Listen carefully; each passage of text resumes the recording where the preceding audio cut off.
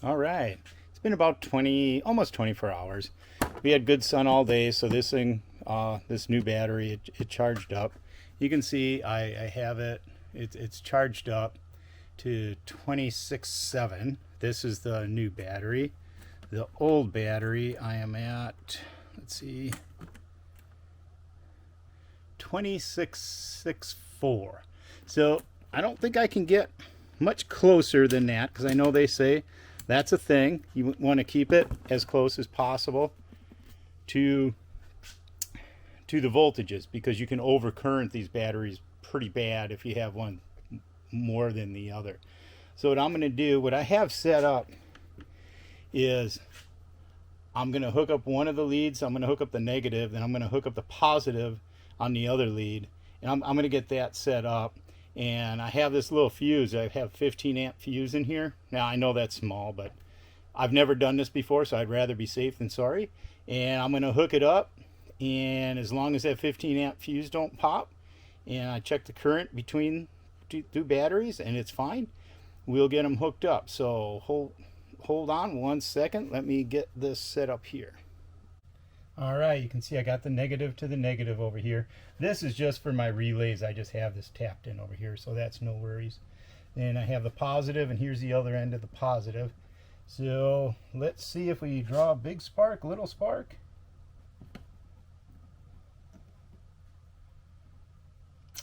I'm drawing about 1.3 amps on here.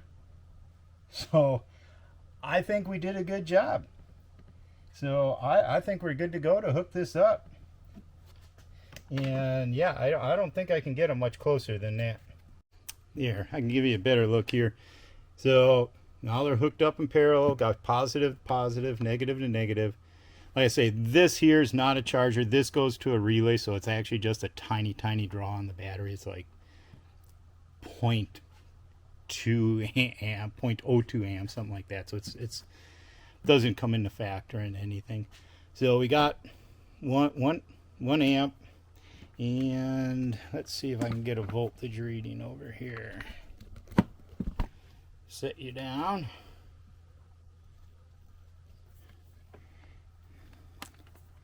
And we got 26.68, so about 26.7. So we're going to let this sit. I was told let it sit for 24, 48 hours. I'll let it sit for overnight, and I'll probably hook it up again to the charger tomorrow morning. I'll disconnect them, make sure I'm getting the exact same voltage on both batteries before I rehook them up. But so far, so good. We're good to go. Yeah, one of the other hazards out here in Texas, and coming from Wisconsin, this one's kind of new to us, is really mean snakes. That, yeah, got this one last night. We noticed it. I was grilling. Yeah, it's about a 3-footer, and seen it going through the yard. So we don't like them around here. Just got to be careful. They do have also, and I accidentally got one once. We have the bull snakes and rat snakes. Those we tend to leave alone. They keep a lot of the ground squirrels and rats and stuff down out here. But yeah, this is why we just don't go sticking our hands underneath stuff that we don't check first. They're around here, especially this time of year. Well, I let them sit overnight and balance between each other. You can see there's absolutely 0 amps going between the two batteries. So what I'm going to do is I'm going to disconnect them in parallel, let them rest for a half hour, and recheck the voltages, make sure they stayed pretty much identical. And then if they're good, we're going to hook it on back up. Alrighty, well, there you have it. Now we have the two 24 volt 100 amp hour Ampere Time batteries hooked up in parallel. So we have 200 amp hours, and you can see I'm just charging. I just got it hooked up. My water heater's running right now. We actually get to turn the air conditioner off this morning. It finally dropped below 105 degrees. So, but I just was over here and Yep, my water heater's still running, so I'm gonna let them solar help that along. But you can see what I have here. I only had 4-gauge cable, so that's why I doubled up on the cables. You can see 2 in there, and yeah, that's should be plenty. Uh, yeah, they say 85 amps for 4 gauge will handle 100 amps. So each battery is supposed to rated at 100 amps a piece. So at continuous discharge. So they also have like a 280 amp surge. So I don't know if I'm gonna pop that one fuse, because I do have a 200 amp fuse down in there, and we'll see what happens. But I'm gonna let these actually charge up for the day, and before I even start trying to do some power tests on them. Right now they're, with the charger running, it's at 26.9. They were sitting at 26.6. So, but as soon as my water heater kicks off, I'm gonna throw them other 2 banks at it, so we should be charging about between 40 and 50 amps. So they should get themselves a nice good charge this morning. And yes, I did move this AC breaker box over to this side, and eventually, if hopefully this Growatt works out and I'll get another one, it's going to hang right in here, and that way I'll have the AC stuff on this side. If I have to add something, I left a little bit of room over there, and this way it'll give me a little bit of room. If I decide to add another solar bank or something, I can have something come down on this side here. So as soon as that water heater kicks off, we'll see how much I can start charging these with. All right, the water heater kicked off, and you can see I still just have it hooked up to that set of 2 panels. It's still about 7.4, and it's still early. It's like quarter to 10 right now, so they're not at their peak yet. It's somewhere when they're at their peak, it's like 8-9 amps that it'll be pushing in there. But I'm gonna put these other 2 solar arrays onto the Growatt, and we can get these batteries up in no time. And I upped current setting to about a 50 amp, and it won't go that high. It'll go around, should go around 40-ish. And one of the other things I did too, speaking about like charging, is I also added, this is the AC that plugs in to the AC. This is the AC into the Growatt. I'm never going to use this. It's this plug right here. It's not even plugged in. I don't even have the Growatt set up to look for AC power.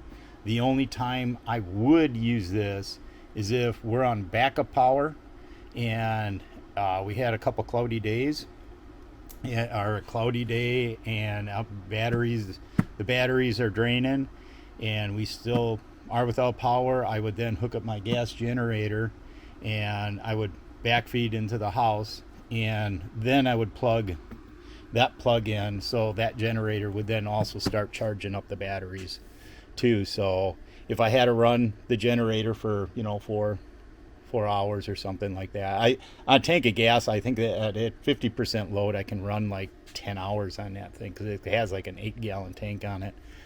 So that would be enough to get these charged up with a decent charge on them again. So well, I'm gonna see. Yeah, you can see we're right around 38 amps feeding into the charger for both of these batteries now. So I'm gonna let this charge up. Today I have to use my shop quite a bit. I have a little project I need to get done, so I'm gonna leave the shop right now on the grid, and I don't want to stress these batteries out at all. The new battery, I don't want to put stress on it until it gets fully charged and everything. And so hopefully tomorrow I can get out here and see if I can start up that table saw, having 2 sets of batteries, if that makes a difference or not. Alrighty. All right, well, now back to the test. See if this Growatt can now start up my table saw. I double checked it. It's 1 horsepower, and it's hooked up for 110, and that's what this is supplying. Now that we added a second battery. I'm thinking this was shutting down on under voltage on the DC side, where the one battery just could not start it up, is my guess. So I'm gonna see if it can start it up now. So what I'm gonna do is I'm gonna set this, because I want to see what the DC side of the Inrush current is over here, if it's going to be popping that fuse, the DC fuse, if that actually starts up or not. So we're going to put it on here, and I gotta set it to min max on there. And so we got that. Okay, so what I'm going to do is I'm going to shut off the garage lights here. And so alls I have on right now are my shop lights that are off of the battery. So let's see if we can start this up. Yes.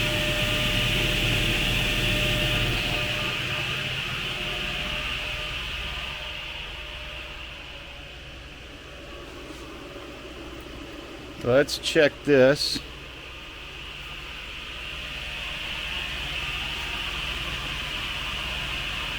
Can you read that? So that was an Inrush current of 305 amps on the DC side. What's this drawing right now? We're drawing about 31 amps off of the battery. So that's not bad running right now.